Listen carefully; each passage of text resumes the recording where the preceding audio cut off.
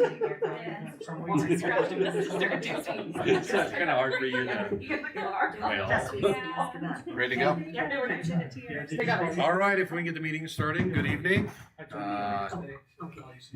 This evening, we are going to be doing a work session on service fees for the city of LeGrand. With that, this is a work session. This is not a council meeting, so there will not be any citizen comments or any questions at this evening. With that, I will turn it over to our city manager. Good evening, everyone. Thanks for coming and joining us for the conversation. I think as several months ago, you guys might remember that I sent an email out saying, do we want to talk about service fees? And we had a pretty resounding yes, that we wanted to do that. And so that's what this evening is us talking about that. Staff did do some assessment of our own, and we'll be bringing some of that information to you tonight as well. We're going to go to the second slide. Ultimately, the question that I'm going to ask, or that we're asking here this evening as we're going through is that we're getting after by having this discussion is how do we sustain the city services our community expects while protecting the city's long-term financial health? Go to the next slide. Most of this that's up here right now, all of you are aware of. We've had some pretty significant conversation on the topic. Bottom line is as you're aware, we have this a structural deficit, or deficit's probably not the best word, but we have structural problems in regards to our revenue situation. Revenue reserve decline, inflation, Measure 5 and 50 has some limitations, and then the rising costs of labor. If you have any questions as we're looking at these slides, go ahead and feel free to say stop. Go ahead and go to the next slide. So before discussing any new revenue options, it's important to recognize that staff has already taken significant actions. Coming out of the budget hearing, we definitely recognize and realize the problems that are on the horizon, and we've already taken a lot of substantial steps in order to be able to try and mitigate what we're all talking about at the budget hearings, as well as some additional actions that we're taking to try and continue to set the conditions for better in the future. Some of those examples of the things that we've done already are in the categories that I'm showing up here. Unless you have any questions about that, I won't read it to you verbatim. So, like examples of that, like all of those things. Well, like library, I know we've reduced hours a lot, which is reducing staffing. Same with. We did reduce staff this year, didn't we? Well, I mean, in many years, over the last 10 years. Well, we reduced, what year was that when I did? We haven't really had a reduction. The library has had a reduction in staffing. The only reduction in staffing we've had within the past few years are just this current budget year that we just went through. Yeah. But like 12, I don't remember what year, 12, 15 years ago. Yeah. We cut We did hours that. substantially. Yeah, that was and a they substantial stayed one. cut. Yeah. But we've since replaced- then, we replaced the staff. That's what I thought. we did make some hour added. changes recently. Go ahead. Yeah, recently we took away our 2 evening hours. It just wasn't giving traffic, and we're opening a half hour earlier now, every day of the week. So that's been really popular. Yeah, a lot of people are excited about that. So with that restructure, have you seen more footpath, more Oh, people yeah. coming through? Yeah, we've So had that's beneficial. people waiting at the door in the morning, so we knew it was needed. So yeah, it's been really helpful. And it reduced staffing strain by making that change as well. Yeah, it Good was job. getting pretty hard to cover the evening shifts. When somebody's sick, then you got to fill in, and we don't have overtime, so it was kind of a nightmare with scheduling. So this is helping a lot. So are you open at all in the evening now, or you just? So we're open 9:30 to 6 Monday through Friday, Saturday 9 to 5. Okay. Yeah. Thank you. So some examples in regards to pursuing grants. Of course, you're aware of the ones that we are advanced in, not yet awarded, but in regards to the police department. There's some that we've received for the fire department as well for the upstaffing in the summer. Still some stuff that's being worked out in regards to there. And we've got that RFP out on the street for some additional pursuit of grants.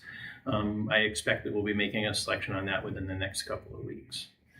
Excuse me, John, are you still looking for a grant writer? Yeah, that's the RFP that I was just That's the referring RFP, to. okay, that's So what I thought that was. so because of the limited funds that we had in order to be able to do that, primary function of that RFP is to be able to find us grants to be able to apply for. And then with limited, there will be, depending on what offers we get, right? We're looking for them to be able to give us as much bang for our buck as we can, and that's probably going to be a deciding factor in who we end up picking. But bottom line is the staff did sign up for, when we made this decision, that if we find them, that they would write them. But we're going to do everything we can to try and get as much out of the person that we're hiring to do that before we push that to the staff, because I genuinely feel like we're like busting at the seams at the moment. And so even though we all agreed that that was something we wanted to do, and we were, wanted isn't the right word, willing to do, that I'm going to do everything I can to protect their time. But bottom line is, if the only choice we have is to write it ourselves, then we're going to figure it out. Okay, thank you. And we have received a small grant from the Library Foundation, and then also we're pursuing a Pizza Hut grant. I think that's up to like $20,000. And then we got a pretty substantial donation last week. And also our cook money, our cook trust fund, we got $10,000 this year that we weren't anticipating. Oh, good. So that was nice for our streaming services. And we're also on the precipice of likely getting, they've indicated positively in regards to Ford Family Foundation giving us $50,000 to help with our economic development plan. And so bottom line is we're definitely putting efforts in some of these other categories, some additional savings that we're going to be able to realize. When we got our initial estimates in regards to our insurance coverages for things, not employee stuff, all things else. We were able to do some analysis over the last 10 years of what we've commonly been having to file claims on, and what we've not had to do, and we were able to make adjustments in our coverage. So what went into the budget document is turning out to be $50,000 cheaper by what we've done now, by making these decisions. Of course, that's hoping that we stay with the trend of what that analysis showed us. But as it looks right now, we'll end up saving $50,000. In fact, that's already realized. We will save $50,000 this year. Which is for our property liability. Yes. And then, of course, we're continuing to look into and work towards improving various different operational efficiencies. I've already mentioned in regards to the insurance. We've also got, you'll see this at the next staff or council meeting. We've got several properties that we're going to ask you to surplus for the sake of us. It'll be actually some further Carrie actually brought this to the table. Arts Center East, of course, is a property that we own, and we're paying insurance on that property. Just even if we were to gift that property to Arts Center East, we would save ourselves an additional $10,000 a year on that property. If one of the other properties that we're getting ready that I'm asking you to surplus is the Side A former fire department. Just getting rid of it will save us $5,000 a year, let alone whatever we make in any potential sales. So those are all things that we've been taking a hard look at as staff in order to be able to try and gain some additional revenue, let alone some opportunities. Granted, some of those are one-time costs, but it feels like, depending on what comes from this evening, we could actually see ourselves trending in a direction where we would either through revenues or savings have over $1 million better situation than what we first saw coming out of the budget hearing. And does Side A pay us rent though, don't they? No, it's I think Side A does not pay us rent. The museum pays us rent.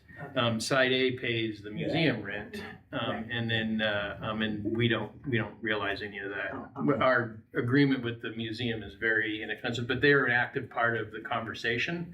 And I feel optimistic that we're going to find a very balanced way in, assuming that you approve the surplus, to be able to rid ourselves of that property, position ourselves to not only simply be able to relieve that financial burden of having it, but actually see a whole bunch of different things that'll be good for us, both in urban renewal, in additional revenue that'll come in from property tax now, because while we have it, we're not paying that tax. The value of the building is roughly $1 million. And so we have a good chance of being able to see some good. When I say the value, that's if the building was in good condition.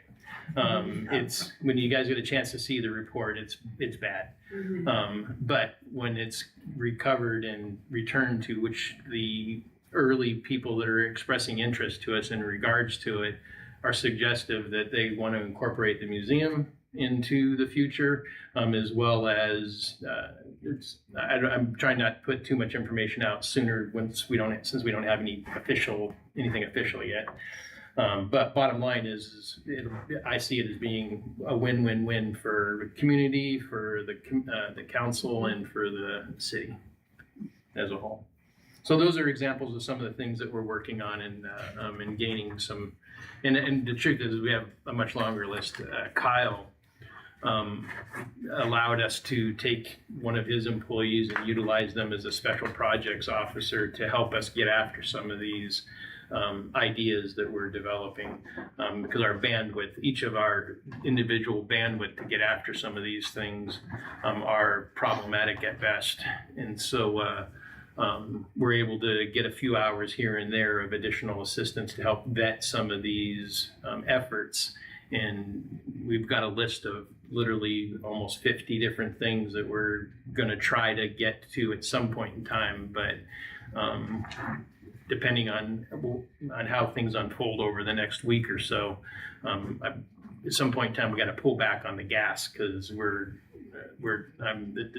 my assessment, nobody's come and complained to me, but my assessment is that a lot of pressure is being put on the staff right now. And so I'm hopeful that we can get some breathing room and give ourselves some time to let FTI work.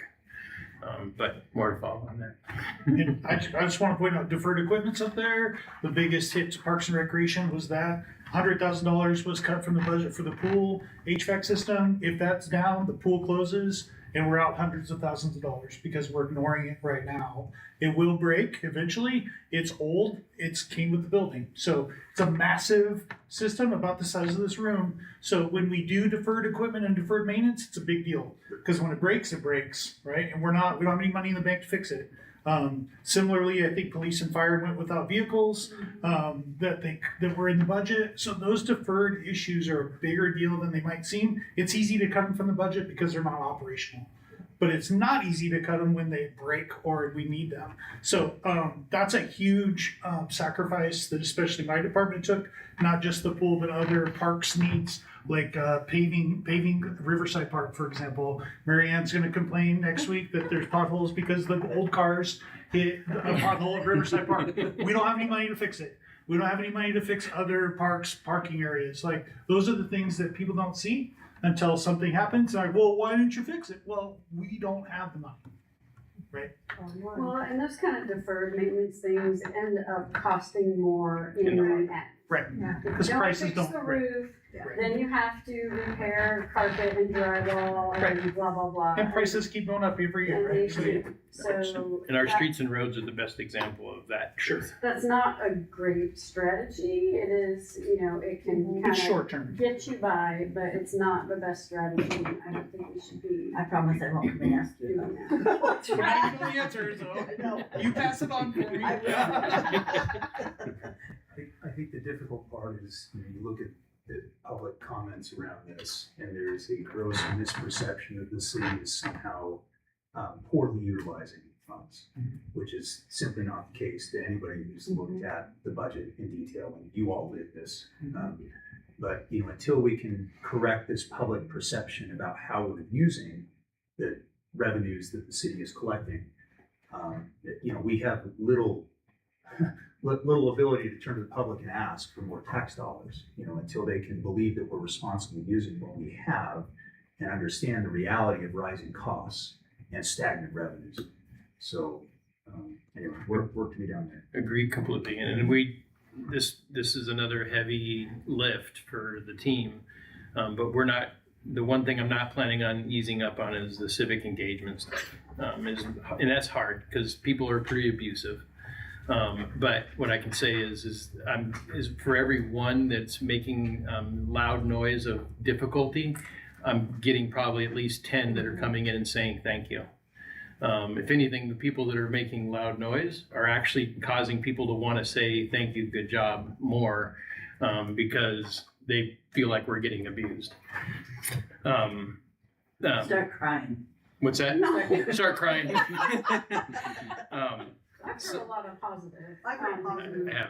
When we were out working at the farmers market this weekend, people I've never met before are walking up to me and saying like, "Hey, I really appreciate everything you guys are doing and the way you're getting out here and the level of."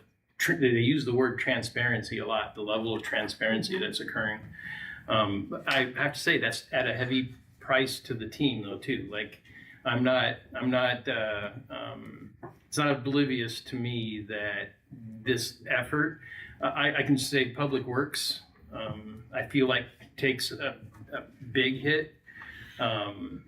The level of work that they're doing and the level of comments that are coming in that are specific to their range, I feel like they're rightfully feeling like this is just opening the door for them to be abused, and they probably want me to stop. While at the same time, I'm struggling to find a way to build that relationship with the community where we don't have the conversation. But at the same time, at some point in time, I have to realize that they're feeling like they're being abused. And that's not, that's not what I want. It's not what I'm going for, but it's unfortunately a side effect of transparency, right? But I'm going to continue to look for the balance in there, even though, while still pursuing it. I apologize. Anyway, so next slide.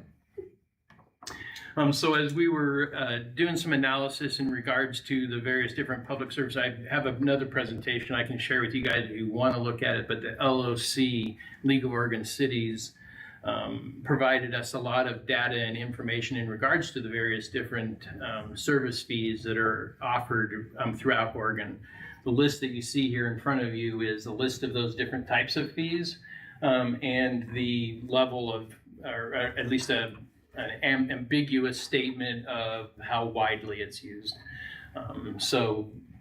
Unless you have any questions in regards to those, I did highlight public safety service fee because that's where I'm planning on taking the conversation from here. John, I almost wish we had percentages or numbers here. I mean, very common. What does that mean? Is that 70%? Is that 80%? What, I like this map. This is kind of nice that you included in the handout, but I'm trying to get a sense of this. And, obviously we're not going to compare ourselves to a town of 100 people. Right. But, if we're looking at cities of 10,000 or more, can you give us an estimate on where you drew the line for saying common versus very common versus some? What I would say that I drew it at a 90 percentile. So if you're seeing very common, 90% or more are doing. Okay, good. If you go to the next slide. So then public service fee is the one that is most commonly being utilized across all of the different jurisdictions in Oregon. You can see the dollar amount varies in what various different locations are charging. I will say that on some of the other ones, there were some places, not in public safety, but there were other ones that were charging as much as $50 for some of their service month? fees. What's that? Per month? Yeah. Okay. But none of them were public safety. Anyway, unless you have any questions on that. And I apologize, no, I don't have exact Like percentage. Corvallis and Sandy are in wrong locations, that really makes a big difference, but Sandy's up by Portland and Corvallis is over by Eugene, of course, yeah. The map is weird. Yeah, no, I apologize. I got some feedback right before this that my map was jacked up. And Stacy is so efficient that she'd already printed everything and put it out, and I didn't want to make us do that again, so. So, do we have a $10 a month, public safety fee? We do not. Okay, so this is, cause this says existing, but it's not Right. existing. No, I'm sorry. I'm trying to lead and influence. Okay, So other than LeGrand, everything else on there is existing. or proposed. Correct. LeGrand is proposed. Go ahead and go to the next slide. So what we did was we took the analysis of what we did last year in regards to the street user fee, because this would be if we were to do it, we'd be implementing the same way that we would be implementing with the street user fee, at least the same mechanism. Based off of that, you'll see up at the top that the original adopted, in fact, Heather, if you want, why don't you speak to this? Unless you prefer I can. In regards to the street user fee? Yeah, just explain as far as breaking down the budgetary reality there. So when it was passed, it was $8 a month per utility. We bill an average of $4,500 or 4,500 bills a month. So coming out to an annual revenue of $441,316.99 for this current fiscal year is what we brought in for that street user fee. We estimate coming in next year at 425. It kind of give and take depends not only of vacancies in homes, but also the allowance for bad debt. Not always do we collect everything, so that's where we come up with the 425,000, but we actually brought in 441. So with John's public safety service fee at $10 a month, that's the annual revenue we expect to bring in. Well, the 561,600 with billing at 4,500 accounts and collecting it all. Of course, with allowance for bad debt, we're looking at $540,000. And then we gave you options of if we did different amounts. Unless you have any questions on this. So if we did, apply a $10 a month public safety fee, that goes to the utility account? That's the method of billing it? Yeah, To bill it, but it it will would- come into the general fund. then it cut, so is there going to be, What's it earmarked for then? is it going directly to public safety? Yes, Is it gonna be in a box? Yes, so that it will have its own separate line item for the revenue coming in, and then we actually do have to do a cost analysis each year showing the revenue brought in and the expenditures for both police and fire, showing that we have enough expenditures to cover the revenue that's coming in, which we will have way more expenditures in the revenue coming in. And currently, that street user fee goes all to streets and roads. That's correct. It's its own special actual fund. I wasn't sure because I myself have not set up a special fund like this. So I actually visited with our auditors quite a bit today in regards to this, since it's for operational purposes, not a capital project. We don't have to create its own fund. We can actually just bring it into the general fund, but we do have to show, there's reporting at the end of the year that I'll have to show that the revenue is covering the cost for police and fire. The goodness in that, which I'm sure you guys, I apologize, it seems like I'm talking down anyway, I don't intend it that way.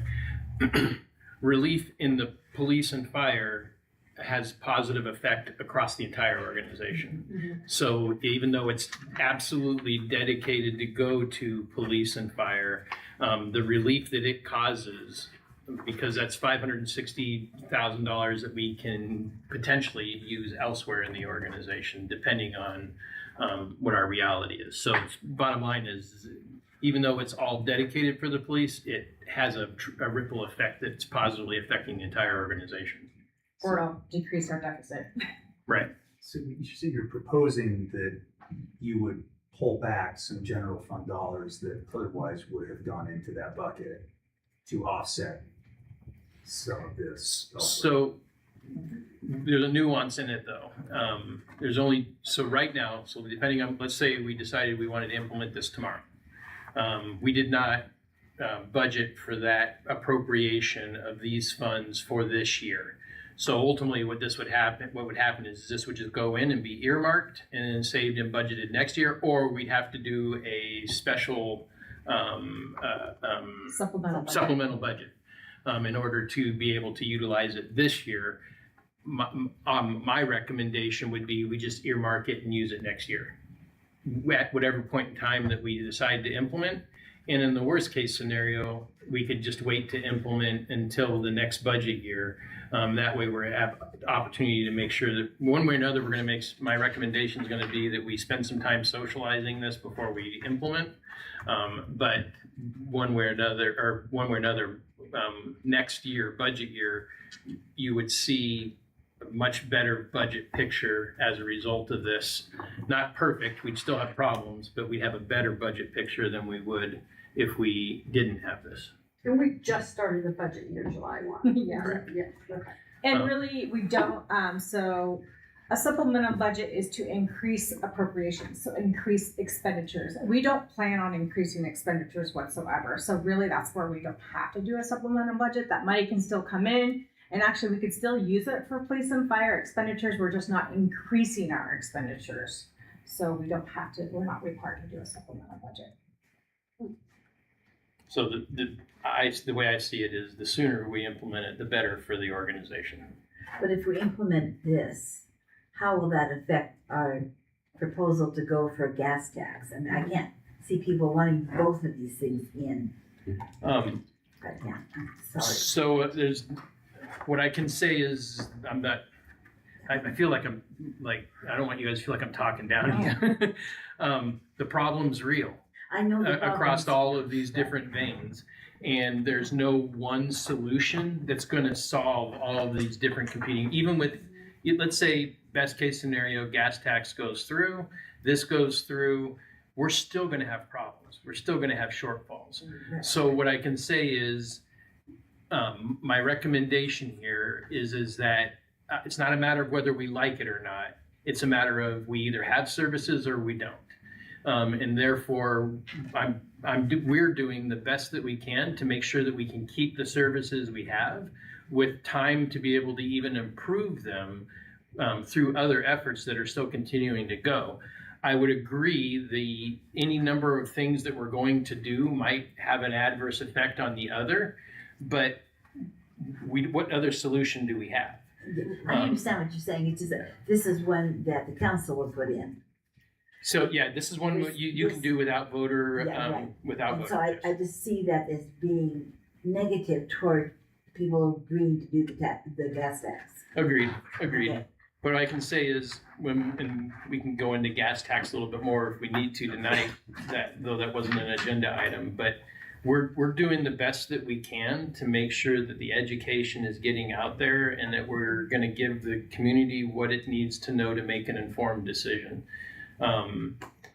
Come August, I'm going to ask of this council to significantly ramp up their interactions in regards to the topic because we as staff are going to have to completely stop. But when we reach that point and we're nearing it, I'm understanding. Can you speak to that, Stacy? I know that August 5th, there will be a couple of resolutions that we'll put on the agenda for you guys to push both of those, the charter and the tax, the gas, local fuel tax resolutions for the general election. So I've spoken with our attorney and he is going to be getting us all of the information on the 5th. So then I can start the next steps because there's a timeline. I think it's like the 14th of August or 13th or something. And it's like basically that next week. And if we don't start that process on that time, we won't be able to get it on the ballot. And the moment we get it back from him, we have to stop talking about it. Yeah, just And for the only us. ones that can talk about it now are you, or at that point. John, I'm just wondering what, messaging around a proposal like this looks like. Is it, hey, this is going to allow us to maintain the services that we have? Are we going to make, public assurances that this added revenue will allow us to do something more? I mean, we've pulled back on some things with police, with vehicles. We've pulled back on talking about a drug task force officer. I'm just wondering what you perceive the messaging to be. So what I would perceive that everything you saw coming off the table last year would be coming, or this last budget cycle would be coming back on. Of course, we're still hopeful to get the grant. That would be an even better situation for us. But bottom line is I would see what we had to take off the table last year, both for fire and police, which honestly, fire, well, you guys cut close to the same. About $400,000 each ended up being cut from the budget, depending on how you count the dollars. I would see most all of that coming back as a result of something like this. So rather than staying in the reduced capacity that we are right now, we would be able to see ourselves return back to the way people were used to it. And that would give us at least the ability to provide the service that they've been used to. I don't know that anybody's had the opportunity yet to feel the pain of what's been cut. Some of those things, unfortunately, why we made some of the decisions we did with the police department is because, I'm beating a drum here. It's hard. They have an incredibly hard task to try and get up to full staffing in the police department. It's not for lack of really good efforts in regards to that, but if we keep doing the things that we're doing to improve the circumstances, this is a piece that helps us move closer to be able to potentially improve the fiscal reality of the police department. We're not going to be there next year, but we got to get positioned to where we can compete with the agency that keeps taking our people away from us. And I got to tell you, there's a huge gap. It's a big gap, and it's not going to be easy for us to get there. I think they foster a great environment where they show that their people are cared about. The thing that's making them go, more money. And as much as we all hate that that's true, the bottom line is if we want a fully staffed police department, we're going to have to compete with the ones that are taking them away from us. And this is not going to do that, but it's going to get us closer to it.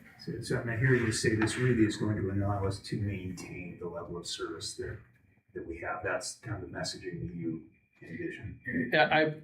I think that's, I'd like to expand on it, but yes, at a minimum, that would be the communication that I would want to accompany it. To not cut. Would definitely not cut any further, and I would say bring back what we did cut. I would say keep people. Tell them Yeah, well, not a good message. I can, and I've got a statement that I'm going to read to you guys here in a little bit because Merle wasn't able to be with us tonight. But they're hurting significantly because of these cuts, and some of them, some people are. I don't say that at the expense of anybody else that's hurting, right? Parks and Rec is hurting. The police department is hurting. Finance is hurting. All of those are cuts that we made this last year. Those trickle effect reliefs that we're doing with this public safety will give us the opportunity to try and remedy that this next go round. It's going to put us better than we were at the beginning of this year, but certainly not fixed. But the staff is working hard to try and continue that momentum and that trend in that better direction. That's going to make sure that we can at least keep what we have, let alone try and gain any additional improvements based off of what the future needs of LeGrand is going to be. I would suggest, if I might, some of the comments, Chief, that you've made in recent council meetings that are informative to us and the public as to the number of calls for service that are being handled, the extent of what you are dealing with in our community. I think too many of us are largely oblivious to the realities of the city of LeGrand. It's a nice town. A lot of people still don't lock their doors, that sort of thing. But, those kind of numbers, I think, tell the true story of what the burden is that is being borne by some of our public safety personnel, and may make what is going to amount to a bitter pill, regardless of how you slice it, a little bit harder, or a little bit easier to swallow than otherwise would be. Next slide, please. So why the staff recommends, I think we kind of ad nauseum kind of talked about that here now. But bottom line here is some bullets that talk about why the staff recommends that we move forward with it. And it's quite literally just in different words everything that we've been talking about. The one thing we didn't talk about here is I would perceive it as enabling FTI, and I realize that we haven't had the opportunity to have the work session yet where we're going to dive into that deeper. I think based off of the last council meeting, we'll have a work session on that. I don't remember the date. Is it September or October? For the FTI. For the FTI one, yeah. I don't think I have that written down. Based on the rescheduling needs, it's going to be in September or October, depending on when the council is fully available. But bottom line is I think as you've probably heard me say, maybe to the point of like getting sick of hearing it. Part of that tiered approach that we're taking towards trying to solve our problems is intended to, like all this work that we're doing now is intended to create the relief that we need to give FTI the time that it needs to work. In that tiered approach, those last two tiers, the last ditch effort to fully solve our problem is one of two things.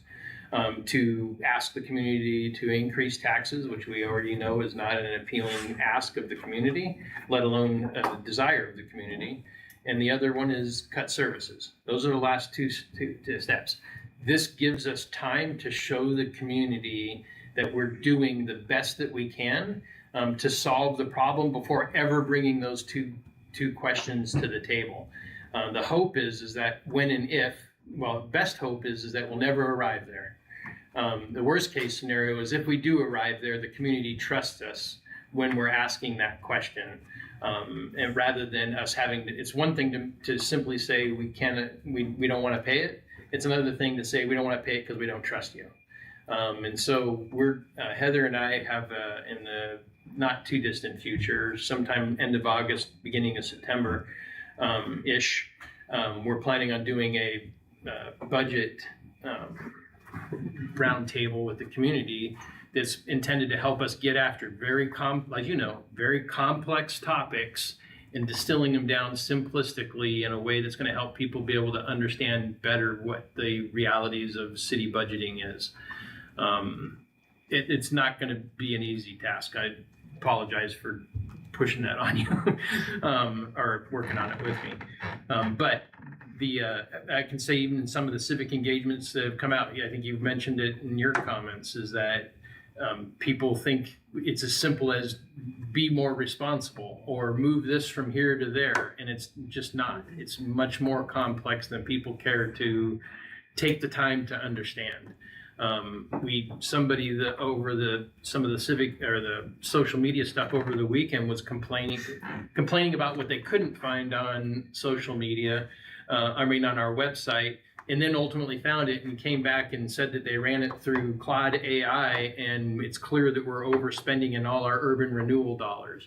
And I'm like, I said, that's an oversimplification. Your numbers aren't correct. You're welcome to reach out to me and I'd be happy to explain and share with you what the reality of that circumstance was.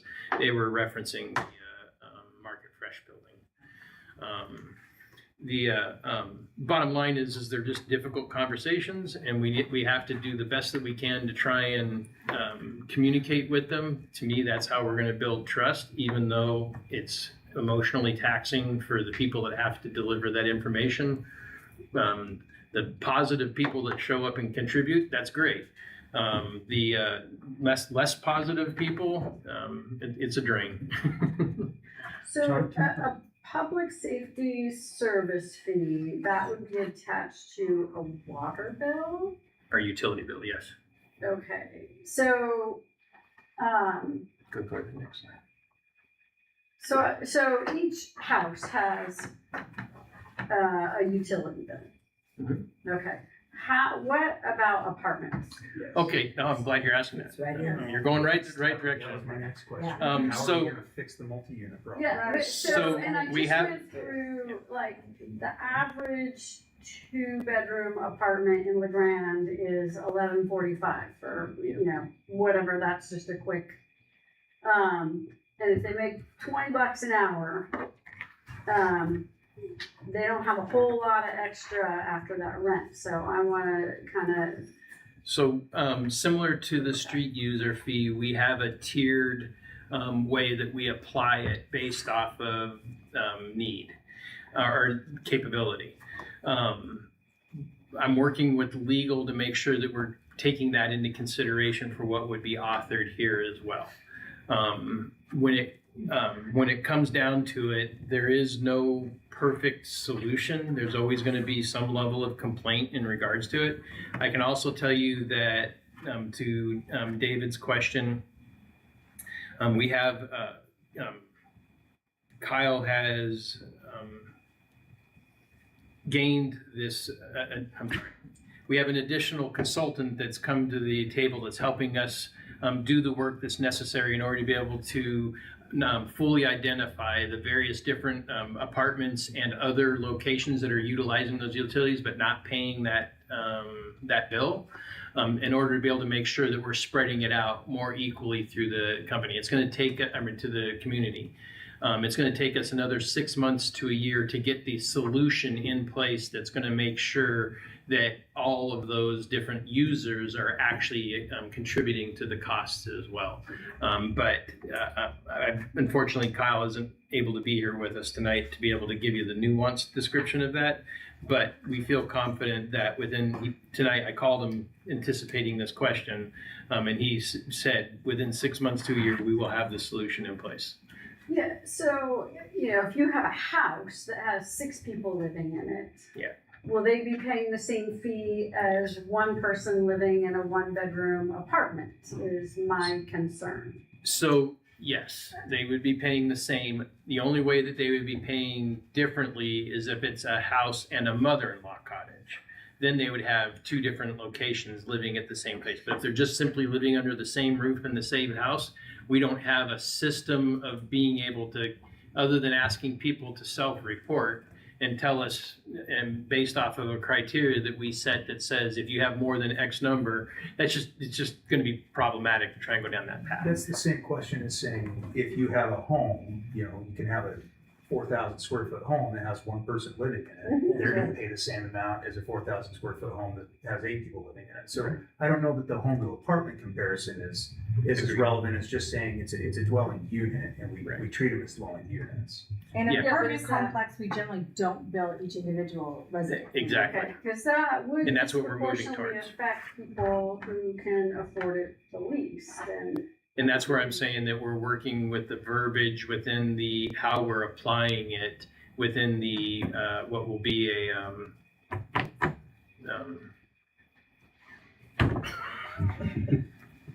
the word's escaping me. Bottom line is we're gonna author it so that it's as taking into consideration the various different problems of the different people's revenue generating capabilities. And so that, but again, like no matter what, it's not going to be perfect, right? Like people are complaining about the idea of a gas tax that's going to cost them, in a worst case now, a 30-gallon vehicle would cost them literally $1.50 more to tank up than it would under normal situation, and they think that's too much. So there's no perfect solution. There's just the bottom line is we have to implement things, and we will do the best that we can to navigate the problems and be as sensitive as we can to individual needs, and find where there's possibility to help and provide relief, we will. But until I would not say that's reason enough for us to stop forward movement if we were to decide this, because it's the threat is what we left the budget hearings with. That's the threat, and we need to address the threat, and this is a contributing solution. I just think we need to be mindful of that.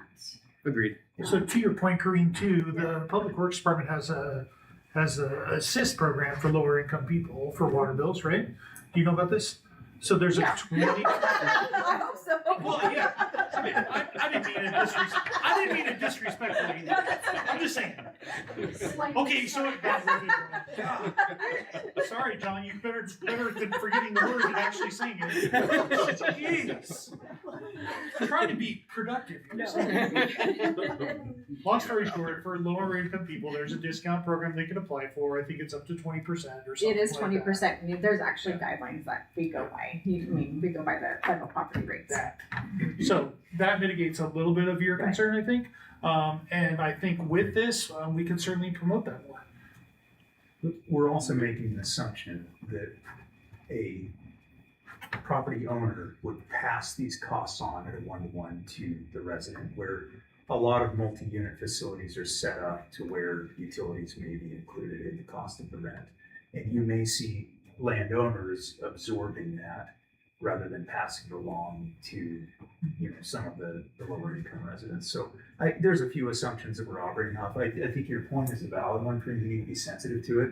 We need to be aware of how that is going to impact people equitably. But if we're talking about an equitable impact, what is absolutely not equitable is our current setup of, a 50 dwelling unit Right. system paying one utility fee. Right, I That agree is with that. absurd. That- So Yeah. to me, we've been beating this for years and we still have not fixed it. You will see that. Right, fixed. so, but to me, I think this is hard for people to swallow because they're gonna be asking the same question. Why am I paying the same amount as a single person retired living in my home, and that apartment complex across the street serving 200 people is paying the same amount per month? So to me, we almost need to fix that before we go and propose this. That's I kind think of. we got the cart before the horse here. Well, we could fix it. It's going to be so. Per the conversation I had, us. Obviously, we're not making decisions here tonight. Right. If we were to pose this and you were to approve it in the August council, we can state when the implementation timeline is going to be, and we could probably even say, like, if we haven't solved the problem, we don't do it, or we hold it. But bottom line is we could implement it. We will fix it. If anything, it's the nice part about it is if we did implement it right now, it would be another, for lack of a better term, increase that we would see that would make it so that it'd be good now. It would be even better a year from now, without having to raise fees. And so, bottom line is, whatever direction or guidance that the council gives, that's where we go. My recommendation would be that we implement now. We socialize it the way that you're talking and educating people that, hey, this is going to be more. It's not going to change what they're paying individually. By having more isn't going to reduce their amount, but it will have more people come in, and that's a relief for the future for them, not just realized today. So, Well, our follow-up question is, do we have an estimate on what that change would do to the numbers that are That's what I was projected? wondering. we don't yet. That's part of what the consultant's doing for us right now. I'm sure there's something I'm missing, but I'm like, I fail to see what is so complex about saying how many dwelling units do we have, and we're gonna tether that. I agree, it seems so complex. Again, I'm sure I'm missing something, I'm not aware of something. No, I'm like, I don't- really, I can't, how do we not count the number of, Yeah, It apartments that are paying into a single I utility? agree, it seems so. Well, I think we could probably fairly easily get to the answer in regards to apartment complexes. The Yeah. problem is, the problem's bigger than apartment complexes. And so, rather than us just go around and, we just haven't made the effort on our own. I haven't asked anybody to make the effort to go around, just tell me how many apartment complexes there are and how many dwelling units they have. That would give us a ballpark, but I guarantee you the number in the end is gonna be different than what we tell you. Well, and some because- houses have been subdivided into Exactly. apartments. Yeah. That So makes sense. that- Yeah. Yeah, that's the kind of the point I'm trying to make. I think it's also a bit complicated because the readings come off the meter, and if you have one meter for a 20 dwelling place, then how do you then install 19 other meters? Or is there some sort of solution, whether it's through software or GIS technology or whatever it is, where then you can collect, there's 19 dwelling units there, or 20, and because I'm pretty sure meters are expensive. And to go out and pay somebody to put an extra 19 meters in a hole in the ground doesn't seem like it's reality. So there must be a nuance there that I don't know about. Or you It's hard charge to check. But 19 that's, fees but that's to the not one. this, 'cause this is a flat fee per, so it's Right, not but you're it's not adding- based on a rate. You're just looking, all you have to know is how many units are feeding to that. Per meter though, is how it's written now, Right. right? Utility bills are per meter. So Exactly. we don't have a way to read that electronically like we do now, is what Well, I'm saying. Yeah, you just have to have a way of adjusting on the Yeah. back end and see for this Yeah, yeah. meter, this is times 8. Sure. Yeah. This one's times 15. Right. Cause I'm sure they're not gonna put more meters in, they might Right, do the yeah, other thing. right. Silly example, I'm just trying to paint the picture, Yeah, like it's more complex than just, Yeah, like I said, I'm sure I'm missing something, but I do think that that's a relevant part of this discussion because it changes the financial numbers. It also changes, again, to me, what the public will view as an equity issue in how this is paid. sure. So, I agree that we need to do that first before we I think so consider. too. so I guess I'm a little Adding. confused on that because what you're asking, because the number is only gonna come back higher, it's not gonna come back lower. So the analysis that you're asking for I could see that if there was a risk that it would be cheaper. It's not, it's actually gonna increase the number. So, But then that might change how much we would need to ask for here instead of. Oh, I $10 see a what you're month, saying. It might be Okay. Can we get by $5 a with an month. $8 a month fee instead Right. of $10 a Okay. month? Right. Because, other people are gonna look at this and say, oh my gosh, like, we're the highest of all these cities, pretty much. Mhm. I mean, that And literally we puts us really right need at the that. top, matching only Ontario, and Grants Pass is the only one higher. So, again, does that allow us to adjust back and now come back and say, look, guys, we're gonna be cheaper at $8 than everybody else here except for, Forest Grove, who's looking at moving up to 10 anyway. So, that, to me, again, it's a perception issue, and it's how it allows us to present it. So if we're looking at this number and saying this is sufficient, this is what we want out of it. well, Again, to Corinne's point, we can adjust. they had that. to talk me into $10. I wanted 20, which I realize is ridiculous. But what I can tell you is our problem isn't solved even at this implementation level. Right. So and we're if and we're we not don't going to. do something, we are going to have to make cuts in More the near cuts. future, more cuts. Very, So very that's our possibly, reality. Yeah. And respectfully, there's a lot of pressure on us right now. And I know that we all made sacrifices and cuts, right? But I'm feeling it. Like Yeah. every day, my staff is feeling it. It's real, right? We don't have time to wait, guys. I'm sorry. I'm telling you the truth. Like, I've squeezed everything I can. Mhm. And people can debate that. But I'm passionate about this. So I get it. It's hard to be in your seat. It's really hard to hear public complain. It's really hard to be accountable. It's really hard to be an elected official. I respect that tremendously. But I'm here to tell you, like, we're there. Like, I'm sorry. We can't wait. The general Yeah. fund is toast. We're done. And Unless you- for some you later lost people. your trash picker upper and lawnmower. We and- lost- I mean- yeah, I know what that person does. It's hard. I mean, my staff are struggling. My morale is low. It's hard. Heather's without a staff in her office. Like, it's hard. So I'm here to tell you that I respect your decision and I respect your position, but we don't have time to wait. Sorry. Thank you. Thank you. We need to hear that. So what this slide is, and it's all the same rules that made it so we could do the street user fee is the same reality of what makes this possible. We can go into more nuance in regards to that if you'd like, but bottom line is it's legal and it isn't considered a tax, and we would be implementing appropriately in accordance with Oregon law if we were to decide to do it. What is the process from a council meeting perspective? Because you probably have to have a public hearing on this. Is Yes. this a 3-month long process? Yeah, it'd be about 90 days because it would be an ordinance. Yeah. So first, second reading, and then 30 days out from that, so it's practically So 90 even- days. Even if Start you to had it a couple of weeks from now in August, we're looking at August, September, October, probably not implementation until November. Right.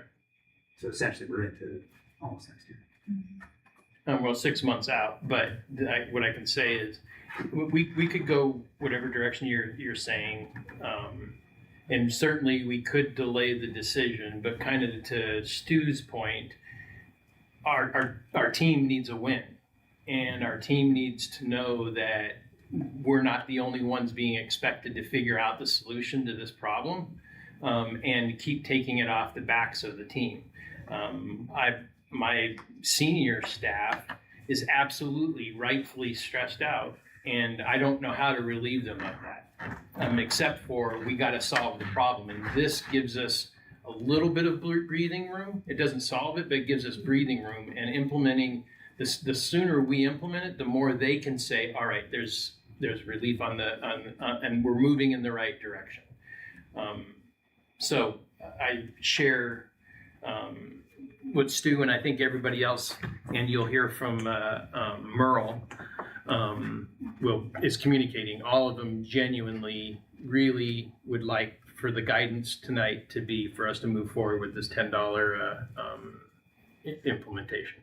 So another perspective, if we circle back to the impact that it may have on voters' willingness to approve the gas tax as proposed, is, really our alternative for a revenue source for paving the roads is coming through the street user fee, which is a council alone action, does not require voter input. And those are kind of our two options if we want to improve the revenue situation. As the gas tax as proposed would again bring in revenues from residents outside of the city.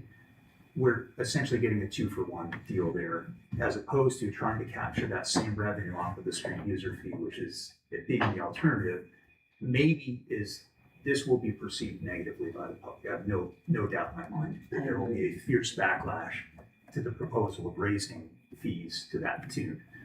But at the same time, it may help people understand what the difference is between what we have proposed on the gas tax and what the alternative would mean.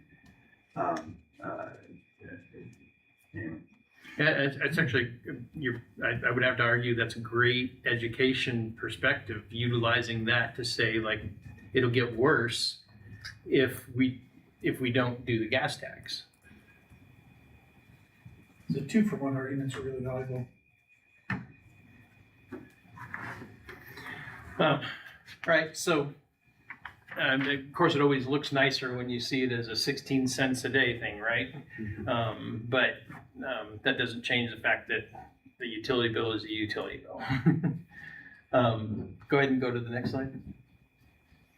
Another representation of what ultimately it's looking like. Next I thought you slide. said 16 cents a day. Oh, yeah, I made a mistake there. That would have been the $20, so. Yeah. The 16 cents is right, it should have been on the other. Yeah, that's It because staff talked him off the So you cliff could of say 20. half, Yeah. half soft drink. Yeah, yeah, no, that's what happened is I forgot to change it on that slide. It's you and your friend sharing stuff. Yeah.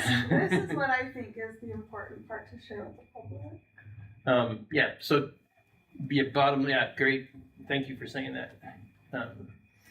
Bottom line is that this money helps all of that. And that's just right now, let alone when we fix the application of it.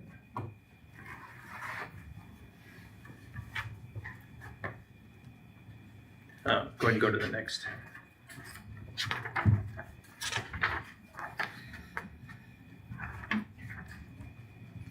So one of the things that we would do along with this, of course, we have the normal budget retreat, we have the, or not retreat, but the hearings.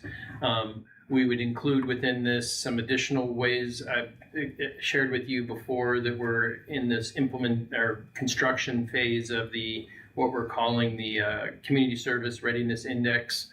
That will be a tool that we'll be able to utilize with the community to help them see how we're doing what we're supposed to be doing, what we say we're supposed to do, and reporting how well our service is in connection with the resources that we're receiving. And that way they'll be able to see by color code simplistically, and you'll be able to see by color code simplistically when we're underperforming as it relates to the resources that we're receiving. What we'll say is in order to be green, we'd need X amount of money. And if we're performing in amber or red, well, then that means that's where our funding level is at, or we've got to explain to you what the other reasons are as to why we're not doing it. So bottom line is we're creating the mechanisms to make it simplistic to talk about it, and for the community and the council to be able to hold ourselves and ourselves accountable, as well as maximum education to the community. And we intend on utilizing that. So again, it's building off that transparency efforts. Go to the next slide. That'll all happen through all of these different engagements that we'll continue to do.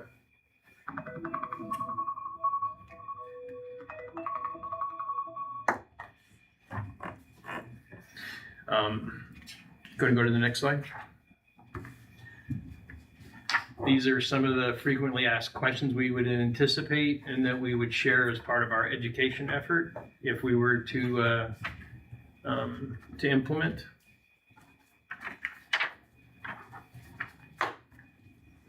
And then go to the next slide. So Councilor Wheeler and I had the opportunity when she was going to be out of town. I asked her if she was planning on contributing or wanted to contribute anything to this particular discussion. And she said yes, she would, but she wanted to be informed. So I met with her, and one of the earlier versions of the presentation shared that with her. And she asked if she could write a statement and then contribute that back to the discussion. So what I'm going to read now is actually her words in order to contribute. Chief Lacey did the same thing. So from Councilor Wheeler, John met with me on Thursday to discuss our upcoming work session. Since I will not be able to attend and will not be able to watch it since I will be flying across country, he thought that I might be interested in the topic and want to be able to voice my opinion on the subject. This past year, our LeGrand residents have had service increases with Avista, OTC, and Waste Pro. And in November, the gas tax will be on the ballot. The main purpose for government and local government is for the safety and protection of its citizens. Our police and fire departments are crucial for the protection and safety of our citizens. So many cities are cutting back in these departments. She said so many cities are cutting back in these departments. This is something we must prevent happening in LeGrand. The service fee could prevent any future cutbacks and layoffs. It could also help with equipment costs, but we must figure out a way that this service fee would be paid by all citizens, since all of our citizens will benefit from this fee. Bottom line, I'm in favor. And she said, thank you for giving her this opportunity. Merle's is a little longer. I can try and sound as redneck as he sounds. I mean that with love. Good evening, Mayor, Council, and members of the community. Thank you for allowing me to share a few thoughts this evening. Unfortunately, I'm unable to be here in person, but I wanted to provide my perspective as fire chief on the proposed public safety service fee. The city manager has explained the financial reasons behind this proposal. I would like to offer a different perspective, one from the person responsible for making sure our firefighters are ready when someone in our community calls 911. Every day, my responsibility is simple. I have to make sure that when someone needs help, we are ready to respond. Most people do not think about public safety until they need it. When they call 911, they do not ask how old the fire engine is, whether equipment costs have gone up, or how the city budget is doing. They expect firefighters to show up quickly with right equipment, the right training, and the ability to help them through what may be one of the worst days of their lives. That is the promise we make to this community every day. But the level of readiness does not happen by accident. It takes trained people, dependable equipment, ongoing maintenance, and careful planning. Last year, LeGrand Fire Department responded to more than 3,400 emergency calls. Behind every one of those calls was a person or family facing a crisis. Whether it was a house fire, a heart attack, a serious vehicle crash, or a wildfire threatening homes, they were not thinking about budgets or inflation. They simply needed help, and they expected us to be there. Fortunately, we were. Our department has always worked hard to be a good steward of taxpayer dollars. We have pursued grants, delayed purchases when we could, looked for efficiencies, and stretched every dollar as far as possible.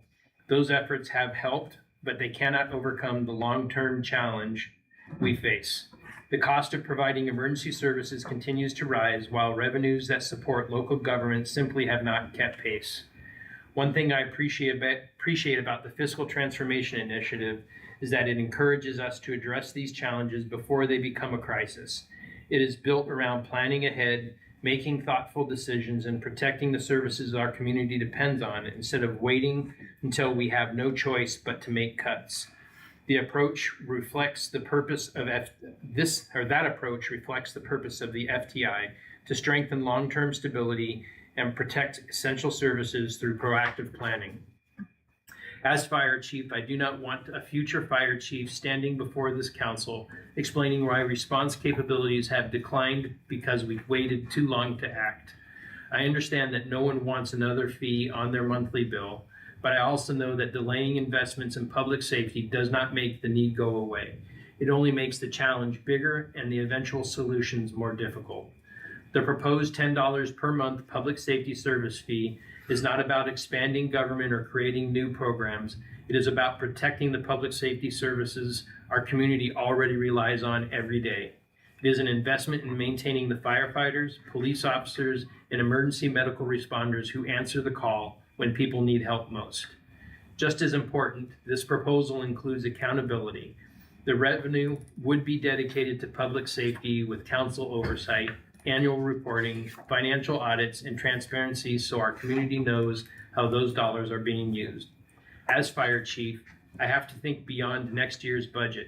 I have to think about the department we leave to the next generation of firefighters and the level of service our community will expect 10 and 20 years from now.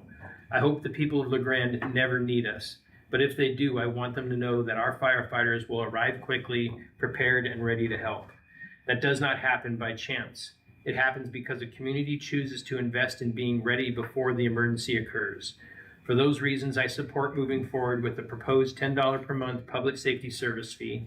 I believe it is a reasonable and responsible investment that will help protect the public safety services our community depends on today while preparing us to meet the challenges of tomorrow.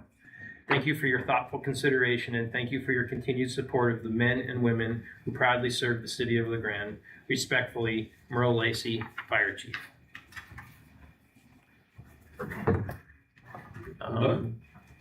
Any other staff would like to contribute to the conversation? It didn't sound like redneck. I'm sorry. If you may, I was just looking for the right opportunity. I just want to let you know that I champion John in this effort because we are collaborating. We had an impossible task to do in 24 hours during the budget hearing. And we made sacrifices, big ones, but we did it for the right reasons. But this, out of that was revenue. We need revenue. We need revenue. In this, what he proposed is palatable. It's doable. So I talked to other chiefs, two specifically that have this, and I'm like, hey, what can we expect if we were to put this, to the council and stuff? Here's the deal. You add anything to the community that adds any amount, it's going to be negative. Here's the deal with this if we do it this way. It's going to be negative, we're going to hear it, and it's going to go away. A year from now, I doubt that we're going to be hearing about it, So you've asked for revenue. I think this is a good way to do it. I do like the idea of making sure, addressing the apartments and multi-dwelling units and getting those costs from that. But I've shared with you stats. I think Merle said it perfectly. If you approve this fee and we went forward, I am not looking for the police department to be better, to add more. I'm looking to sustain what I have and give his fiscal transformation initiative a chance to work by alleviating burden on the general fund. That's going to help Stu, it's going to help Heather, Carrie, and the other directors and departments. So I just wanted to let you know I am fully supportive of this. I'm glad it's $10 and not $20. And also, I could be wrong. I know that other cities have done this too. this is, you can tweak this. Like you can start the first year $10, second year $9, third year, whatever you want to do. I think that there's other things that you can do with that. The one thing that I learned from talking to other chiefs is don't make it a short-term thing. Because what you're going to find out is the end of that short term, say it's 3 years, I'm just using this as an example, then you have to do this process again and then it riles everybody back up again. So anyway, tomorrow I'm going to Bend to a board meeting and there's going to be 25 or so chiefs and I want to talk to them more about this, what they do, because that's another thing that is nice, is John prepared a nice slide through the League of Oregon Cities and stuff that shows this is not new. You know, I am comforted as a chief of police when I see that this is happening with other municipalities across the state of Oregon who have all been in our position that we're in right now. So anyway, I just wanted to speak out loud in support of John and this and our department and the other departments present. John, I have a question. Did you talk to League of Oregon Cities or did you just pull from data they had? I pulled from data they have. Okay, so I was just kind of curious as to how these numbers relate to their populations. Does that make sense? Like in comparison, so for city sizes and whatnot. Yeah. No, I unfortunately am not. I will get that answer and get it to you tomorrow, but I'm not prepared right now to be able to tell you. I'm not really stressed about it. I was just curious what it looks like. Like how much money are they generating now because of their their numbers? Gotcha. Yeah, no, I can certainly dig into it and try and get some answers. It is interesting to see though, that all of these, except for a couple of them, are just for police. Mm-hmm. Well, no, that list I'm sharing with you there was meant to just show you how many are doing public service. Mm-hmm. There other ones are doing that and others. So on that list, some of the ones that you're seeing there have that public service safety and other ones that they're doing as well. Above it? Yeah, above and beyond it. That's just one of the ones that they're doing.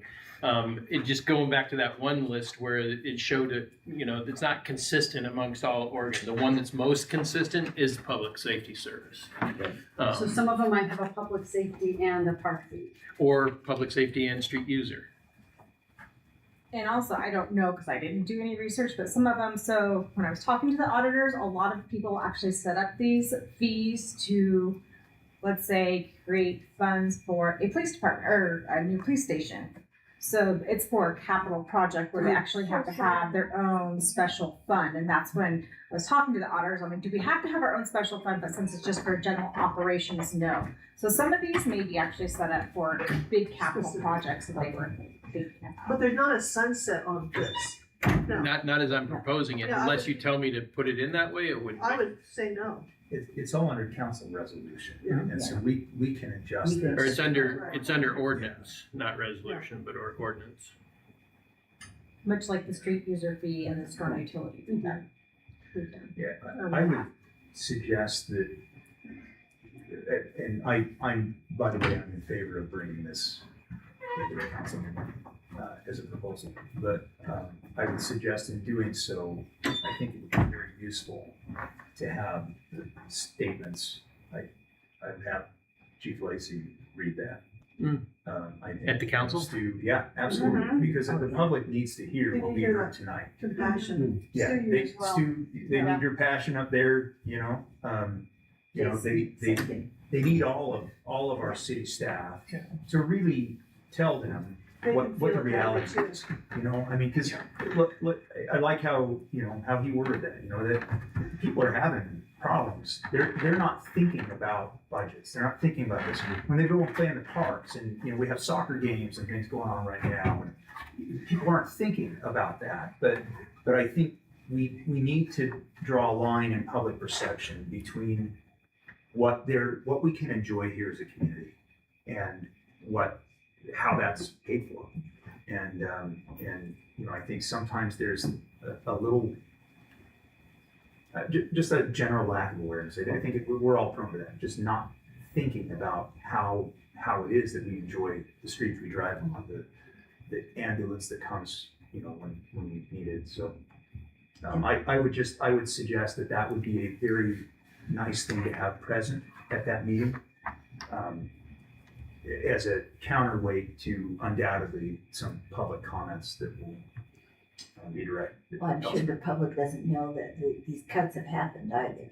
I mean, they've heard it, but they don't They know. do in the library because I made a sign, sorry to say, at the front desk that says this is everything you won't be getting this year. Okay, I- like the police, the fire. And they have expressed So- their concerns. And we got the donation last week to help, So, Just to something, help with it, so. something, are you planning on saying anything, or, because I wanted to. No, that was kind of all, yeah. So something that she didn't mention is, about 3 weeks, maybe 4 weeks ago, I went and, Carrie came to me and shared with me that her staff is worried. As a result of that, we went over and met with them and spent some time. And by the time we left the conversation, I think that we were able to calm some fears. But bottom line is, they have very real fear. They're not naive as to think if cuts are going to occur, who's going to end up bearing the front of that, and it's likely to be either Parks and Recreation or the library. The question they asked me was, what do we have to do to be valued by our community? Yeah. And I said, it's not that you're not valued. You are valued. Everybody knows you're valued. It's just a matter of limited resources and having to make hard decisions. We were able to, I think, very positively reinforce them, encourage them that we're working hard, that we're at least a couple years away before there's even a threat. I think the decision that I'm hoping that you guys will make tonight and at the council meeting is going to push that further into the future. But I can say that they are absolutely, just in her, and I know it's not limited to the library, just in the library alone, there's very real fear. And I think we're not in the business of running a city to be concerned necessarily about the fears of our employees, but I also think I care about my employees as much as I care about my community. And we should be doing everything we can to preserve that and only making the hard decisions when we absolutely have to. And this is an opportunity to prevent that from happening. To help prevent it. It's not perfect, but it's movement towards it. Unless anybody else has anything that they want to add. So we already going to go forward. Go ahead, one more.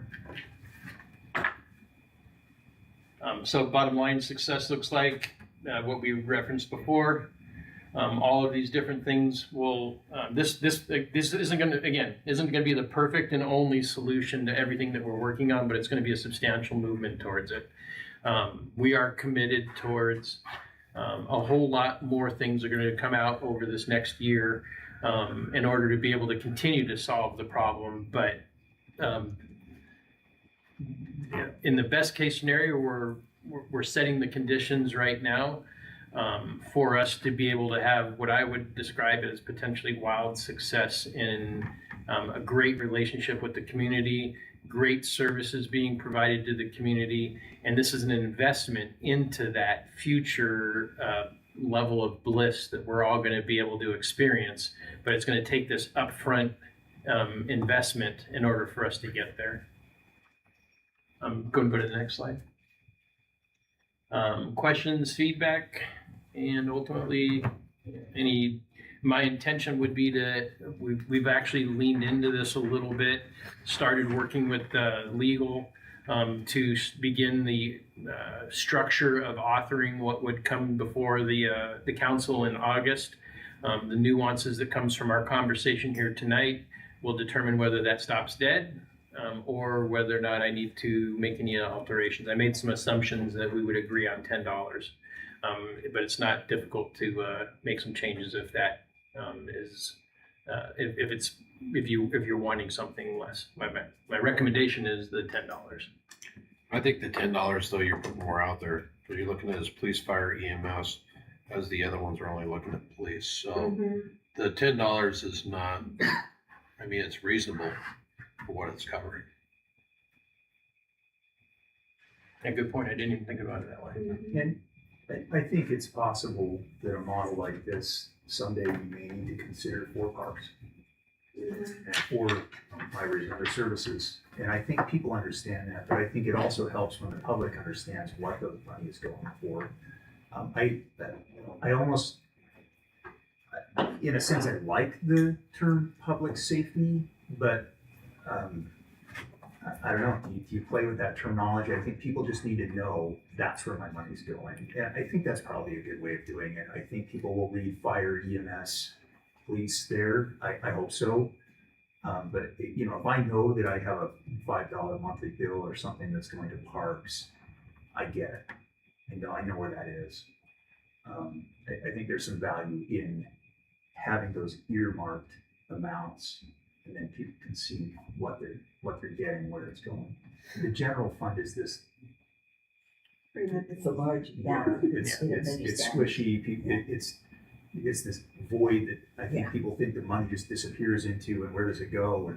And so there is, I think, value again in having something like this that is, it's accountable that way. I think we bring it to the council and listen to the citizens from there. I mean, truly, I mean, that's their point where they can speak up, and if, then we make our decision at that time. Or actually, within the next 3 months. I don't know if it's appropriate or if you have an answer, but I would love some direction on when to provide comments from staff. August 5th is going to be the day. I'm just saying, like, before or after public comment, because does it Oh, look, I'll does it set it- look I'll set a time for it. I'll set a time for it. great? Some direction, some I think, strategy. personally, I think It's still be helpful, Yeah, I because I do think too. it then flavors The conversation. Okay. the conversation coming I back. think it could be I'll add it bad. to Yeah, the council action yeah, plan. you set the stage for why we're asking for this before, instead Right. of coming on the back end next month. Thank you. No problem. Bottom line is educating them, get the word out there for the public to hear. The town hall happening on the 22nd. I'll make sure that we're talking about this there as well. But bottom line is I'm going to do everything I can to get the information. Some of the criticisms we get is, why aren't you getting the word out there? I'm like, tell me where you want me to go. So you have what you need. Yes, I think I do. Yes, thank you. I do Any have have more? a quick thought. Go ahead. It occurred to me. I think I'm gonna run a report tomorrow to see how many county card holders we have. We did bump it up for county support from 20 to 40,000 a few years ago, but it might be something to look at and revisit to see, because I know we're about 5,000 card holders total, and we have, I mean, the county cards, there's a lot. The non-resident doesn't really make sense. We only have like 30, so it's really not bringing in. But it could add a little bit more to the general fund instead of 40. I don't know. This I is might look what at that we extra. asked this, staff to do, is, come up with ways to pay for what we're doing. And so I think I commend you and the work that you've all put into this. This is a solution. It's a tangible solution to a very real problem. And I think that's what we're asking for. Give us the solutions, let us do this without, trying to run massive deficits in the budget, find the revenues that allow us to make operations I mean, happen. it would be nice if that money came directly to the library. It would help us our budget a lot, honestly. If it goes to the general fund though, but that's all we can bring in. It's all we can offer for revenue. You're doing great. Yeah, I think it'll speak to staff. I really do. I think that there's a broken trust a little bit, right, with the budget process. So it's going to be important for them to see that too, especially the ones that are paying attention, which is remarkably a lot. So it's a good thing. So Yeah, people are paying more and more attention. So that's, it's painful sometimes, but it's good. Any more comments? All right, we are adjourned.